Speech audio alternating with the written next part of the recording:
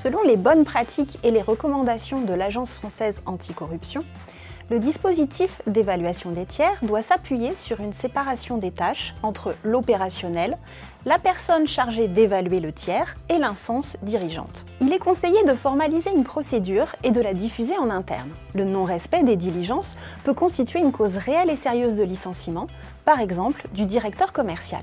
Cette procédure peut confier aux collaborateurs ayant des fonctions opérationnelles le soin de collecter les informations nécessaires et d'émettre une première appréciation qui vaut décision dans les cas considérés comme peu risqués. Cette même procédure peut prévoir que le responsable de la compliance accompagne les opérationnels dans leur première appréciation des tiers, notamment par la mise en place d'outils d'évaluation comme des guides d'évaluation, des grilles de notation, des questions-réponses, des foires aux questions, etc.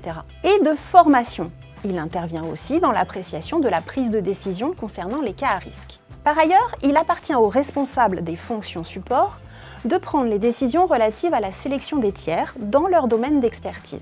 Par exemple, la direction des achats pour l'évaluation des fournisseurs, la direction juridique pour la négociation des clauses de compliance, obligation pour le tiers de mettre en place un dispositif de conformité, obligation d'information de l'entreprise en cas de violation de la loi. Les directions techniques pour l'utilisation de certains biens en violation des sanctions économiques, notamment dans un cadre nucléaire ou militaire, ou en cas de demande en provenance d'un pays soumis à des restrictions. Enfin, l'instance dirigeante doit intervenir dans les décisions relatives aux tiers jugés sensibles ou à risque.